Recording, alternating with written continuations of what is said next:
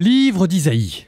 Nous continuons notre série d'oracles contre les nations. D'abord Isaïe chapitre 15, contre Moab. Il sera question d'un trône fondé sur la justice. Et ensuite, parce qu'ils appartiennent au même groupe géographique, Isaïe 16 et 17, des oracles contre la Syrie, Damas, et contre Éphraïm, le royaume d'Israël au nord. Tiens, Israël qui est mis au rang des autres nations. Ah, ça veut dire des choses, ça.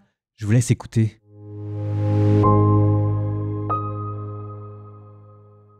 Proclamation sur Moab. Depuis la nuit où Ar fut dévasté, Moab est réduite au silence.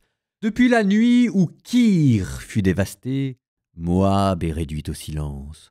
On monte au sanctuaire, à Dibon, au lieu sacré pour y pleurer. Sur Nebo et sur Madaba, Moab hurle de douleur. Ils ont tous la tête rasée, ils ont tous la barbe coupée. Dans les rues, ils se revêtent de toile à sac. Sur les toits et sur les places, tout le monde hurle et fond en larmes. Heshbon et Elalé poussent des cris. Leurs voix s'entendent jusqu'à Ayash. C'est pourquoi les guerriers de Moab poussent des clameurs. L'âme de Moab frémit. Mon cœur crie sur Moab. Ces fugitifs sont déjà à Soar, vers Eglat-Shelishia. Sur la montée de l'Oulit, on monte en pleurant. Sur le chemin de Horonaïm, ce sont des cris déchirants. Les eaux de Nimrim sont un endroit désolé. L'herbe a séché, la végétation a disparu, plus aucune verdure. Voilà pourquoi ces réserves et ces provisions sont transportées au-delà du torrent des Saules, car les cris font le tour du territoire de Moab. Hurlement jusqu'à Eglaïm, hurlement jusqu'à Béer-Élim. Les eaux de Dimon sont rouges de sang, car j'imposerai plus encore à Dimon le lion pour le rescapé de Moab, pour ceux qui resteront dans les campagnes. Envoyez au maître du pays un agneau depuis la roche au désert vers la montagne de la fille de Sion. Des oiseaux qui s'enfuient, une nichée dispersée, elles seront les filles de Moab au gué de l'Arnon.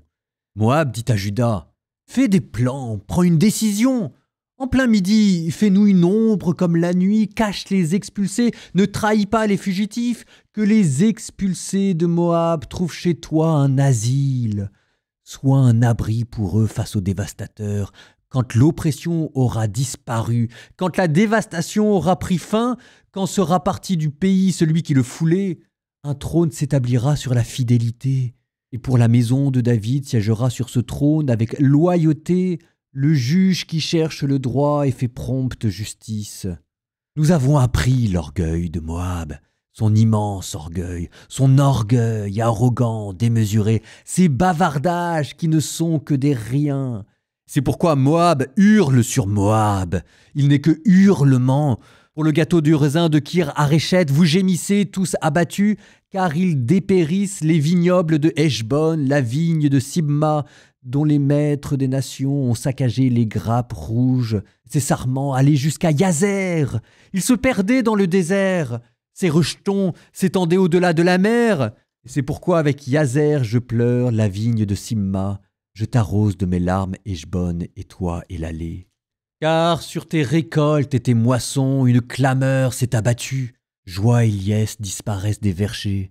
Dans les vignes, plus de chants de jubilation. Au pressoir, le fouleur ne foule plus le raisin. J'ai fait cesser les clameurs. C'est pourquoi, comme une cithare, mes entrailles gémissent sur Moab, et mon cœur sur Kir-Hérès. On verra Moab s'épuiser sur le lieu sacré, entrer au sanctuaire pour prier, et ne rien obtenir. Telle est la parole que le Seigneur prononça sur Moab autrefois.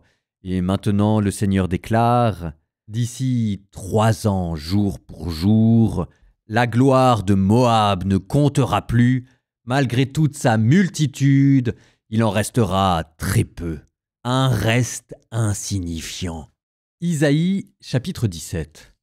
Proclamation sur Damas. Voici Damas, rayé d'entre les villes, pour devenir un champ de ruines.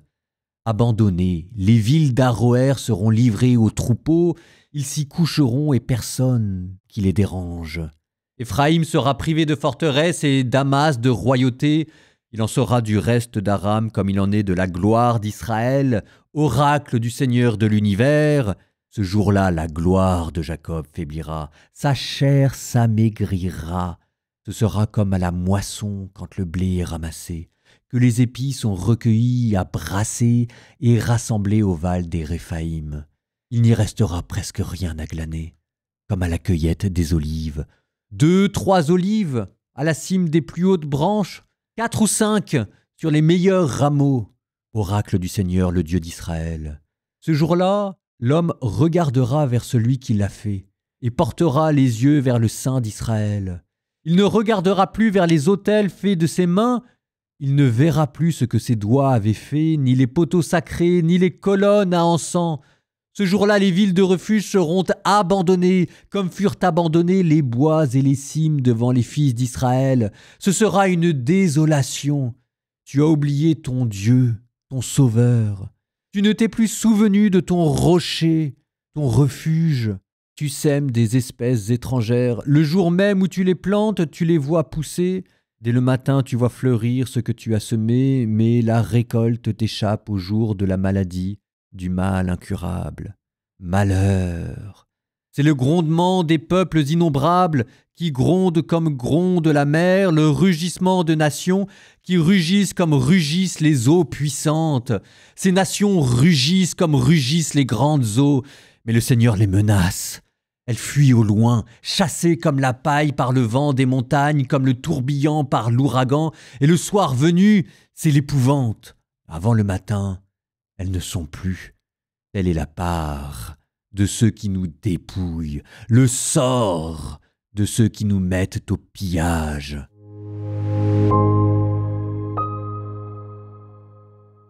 Que ce soit dans Jérémie, que ce soit dans Ézéchiel, qu'on est encore en train de lire, que ce soit dans Isaïe, il y a toujours une structure tripartite. On commence introduction par jugement d'Israël ou de Juda, en tout cas du peuple élu. On dénonce ces juifs, on appelle à la conversion, il y a des prophètes de châtiment. Et ensuite, deuxième partie, une série d'oracles contre les nations. On avait ça dans Jérémie, on a ça en ce moment dans Isaïe et on aura ça encore dans Ézéchiel. Et ensuite, vous aurez une troisième partie sur la restauration d'Israël. La question, c'est pourquoi est-ce qu'au centre, il y a toujours des oracles contre les nations?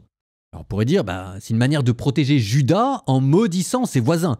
Sauf que ça marche pas, parce que en critiquant les autres nations, c'est une manière implicite que Dieu a de dire que Juda se comporte comme ces autres nations.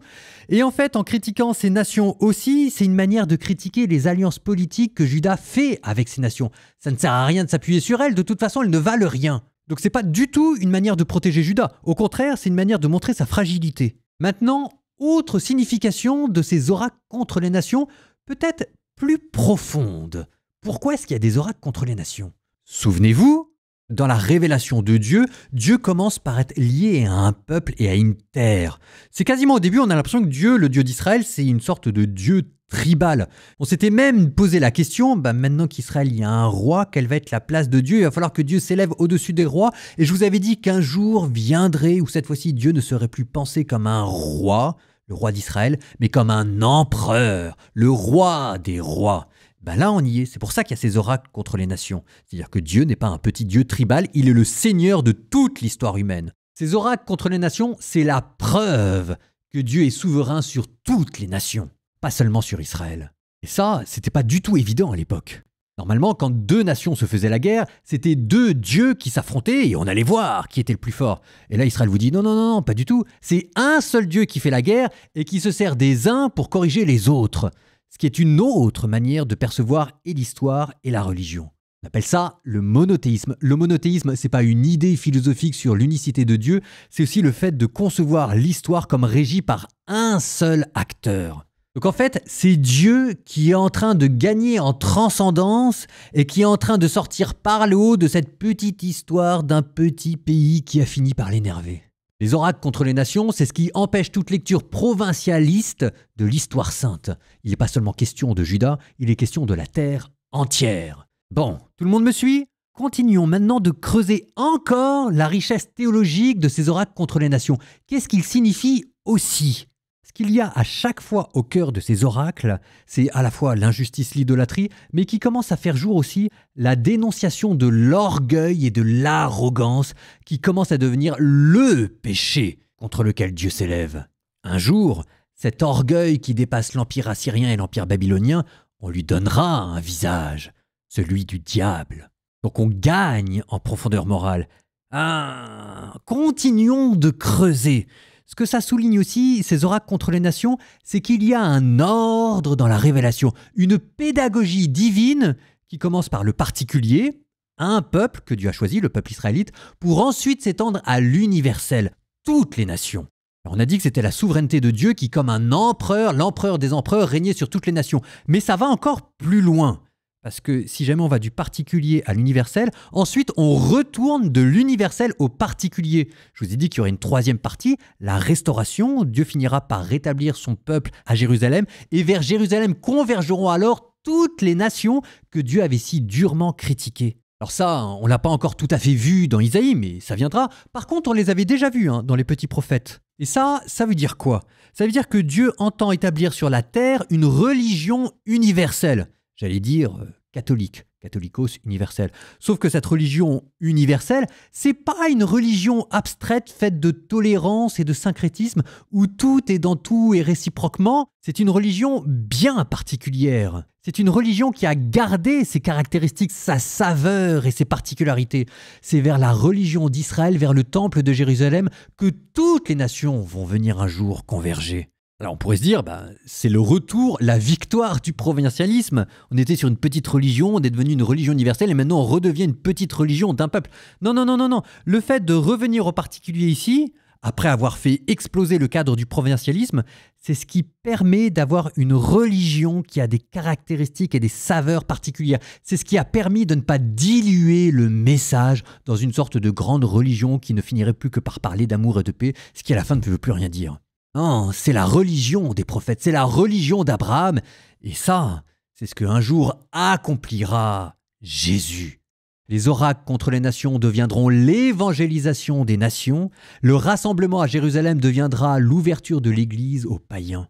Alors, là, j'en parle avec Isaïe parce que probablement c'est Isaïe qui a été le premier à structurer ainsi son message. Structure tripartite, d'abord contre Juda, puis ensuite oracle des nations, passage à l'universel, et ensuite restauration, convergence vers Jérusalem. Mais c'est cette structure que reprendra ensuite Jérémie, et plus tard on le verra, Ézéchiel. Et oui, il y a tout ça derrière ces oracles contre les nations. Alors je suis d'accord avec vous pour dire que c'est pas évident de les voir au détour des versets des textes. Mais pour ça qu'il y a des commentaires, les enfants. Alors, c'est vrai aussi qu'au fur et à mesure du texte d'Isaïe, vous allez voir, ça va être de plus en plus clair. Bon, on prie, c'est l'heure. Au nom du Père et du Fils et du Saint-Esprit, Amen. Seigneur, tu es le Dieu de mon cœur, mais tu es aussi le maître de l'histoire. Tu vois mes fautes, tu vois aussi les fautes de ton peuple, tu vois aussi les fautes de l'humanité entière. Et pourtant, tu ne détournes jamais tes regards, ni d'elle, ni de moi. Je suis petit devant toi, Seigneur, purifie mon cœur. Fais-moi entendre ta voix au milieu du bruit des nations. Apprends-moi à me diriger, moi aussi, vers cette nouvelle cité que mon cœur attend, vers l'objet de mon désir, vers cette Jérusalem nouvelle dont tu m'as promis le retour. Quand tout semble perdu, apprends-moi à espérer. Je remets ma vie, mes questions dans tes mains. Fais-en ce que tu voudras, j'ai confiance.